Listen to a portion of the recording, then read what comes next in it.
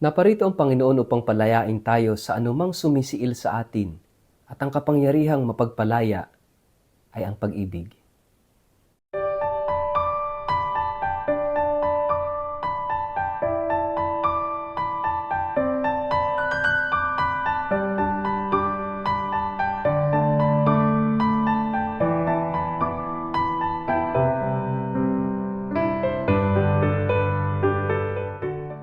Ang mabuting balita ng Panginoon ayon kay San Lucas. Noong isa pang araw ng pamamahinga, pumasok si Jesus sa sinagoga at nagturo. Doon ay may isang lalaking paralisado ang kanang kamay. Sa hangad ng mga tagapagturo ng kautusan at mga pariseyo na magkaroon ng maipaparatang kay Jesus, binantayan nila si Jesus upang tingnan kung siya'y magpapagaling ng may sakit sa araw ng pamamahinga. Subalit alam ni Jesus ang kanilang iniisip, kaya't sinabi niya sa lalaking paralisado ang kamay, "Halika, tumayo ka rito." Lumapit ang lalaki at tumayo nga roon. Pagkatapos sinabi ni Jesus sa mga tagapagturo ng kautusan at mga pariseyo, "Tatanungin ko kayo, alin ba ang naaayon sa kautusan? Ang gumawa ng mabuti o ang gumawa ng masama sa araw ng pamamahinga? Ang magligtas ng buhay o ang pumatay?" Tiningnan niyang isa-isa ang mga taong nakapaligid at pagkatapos ay sinabi sa lalaki, "Iunat mo ang iyong kamay." Iniunat nga ng lalaki ang kanyang kamay at ito'y gumaling. Nagngingit-ngit naman sa galit ang mga tagapagturo ng kautusan at mga pariseyo, at pinag-usapan nila kung ano ang maaari nilang gawin kay Jesus.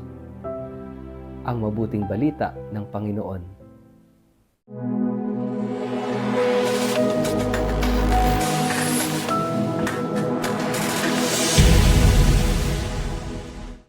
Mapagpalang araw po sa inyong lahat. Kumusta po kayo? Ang ating pong word of the day ay liberation. Bago po tayo magpalalim sa ating reflection ngayong araw na ito, muli ko kayong inaanyayahan, magkakalimutan na mag-like, follow at subscribe sa ating page na Word of the Day at Father Richard Lagos. Ganun din po, paki-share ang ating video ito sa inyong kapamilya, kamag-anak, kaibigan at mga kakilala sa social media, para po sama-sama tayong maging media evangelizers at online missionaries na nagpapalaganap ng salita ng Diyos sa mundo ng social media. Mga kapatid, naparito si Jesus para palayain tayo. Naparito si Jesus para tulungan tayong makarating sa kaganapan ng buhay. Yan ang misyon ni Kristo, upang tubusin tayo sa pagkaalipin, dulot ng kasalanan, dulot ng kasakiman. Kaya nga, magandang pakinggan natin ang mensahe ng Ebanghelyo ngayong araw na ito. Mga kapatid, ano ba yung mga sumisiil sa atin? Ano ba yung sumasakal sa atin? There are so many things in our life that makes us unfree, that makes us unhappy, that makes us unfulfilled sa pang-araw-araw nating buhay.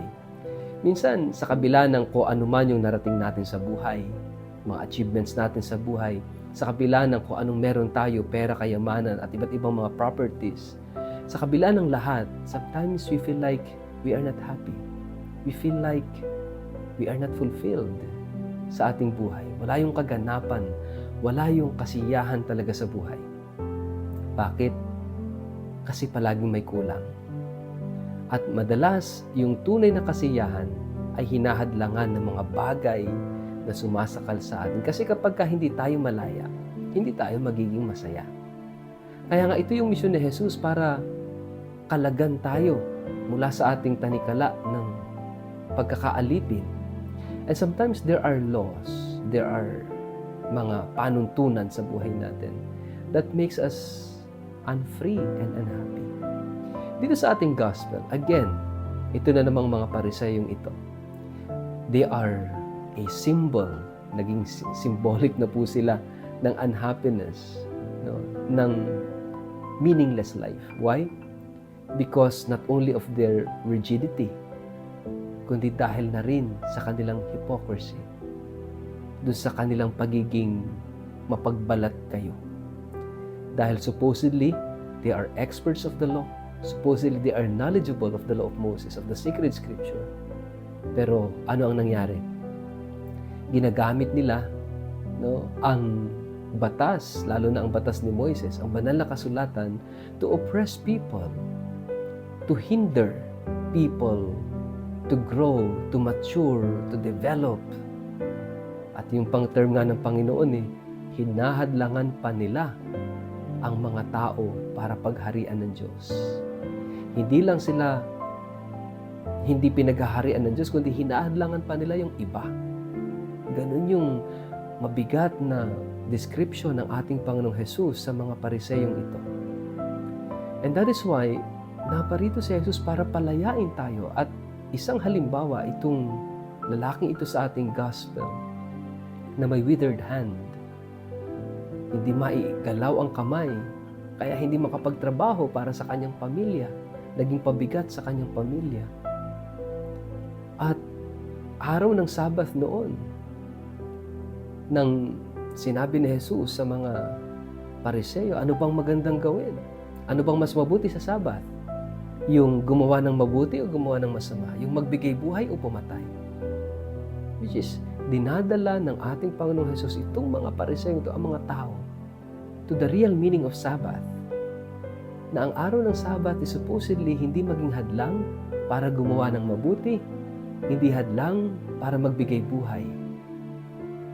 Pero because of the rigidity of these Pharisees, bagamat nakita nila ang himalang ginawa ni Jesus, still, they did not believe. Imagine, poor Pharisees. Kahit anong gawing himala, kahit anong mga kamanghamanghang ginawa ng Diyos, kahit anong sabihin ni Jesus, they will not believe. Why? Kasi matigas ang kanilang puso. Matigas ang kanilang ulo. Kaya nga, bagamat nais tayong palayain ni Jesus, at ginamit lang ni Jesus itong pagpapalaya mula sa iba't ibang karamdaman, kundi gusto tayong palayain ni Jesus dito sa katigasan ng puso, katigasan ng ulo, sa kasalanan na nagiging sanhi ng ating paglayo sa Diyos, paglayo sa isa't isa, nagiging sanhi ng hindi natin pagtanggap sa pag-ibig ng Diyos at sa paghahari ng Diyos. Kaya nga, di ba sabi nga sa responsorial psalm, if today you hear His voice, harden not your heart. Huwag na nating patigasin ang ating puso kapag narinig natin ang tinig ng Diyos. Itong mga Pariseyo, abay naririnig na nila ang tinig ni Jesus, ang tinig ng Diyos, pero nagmamatigas pa rin ang kanilang puso. Kaya nga kapag gaganon, wala nang pagkakataon para tanggapin ang mensahe ng Diyos, para tanggapin si Jesus. Mga kapatid, if you want to be free, we need Jesus. Si Jesus lang at ang kanyang pag-ibig ang makapagpapalaya sa atin.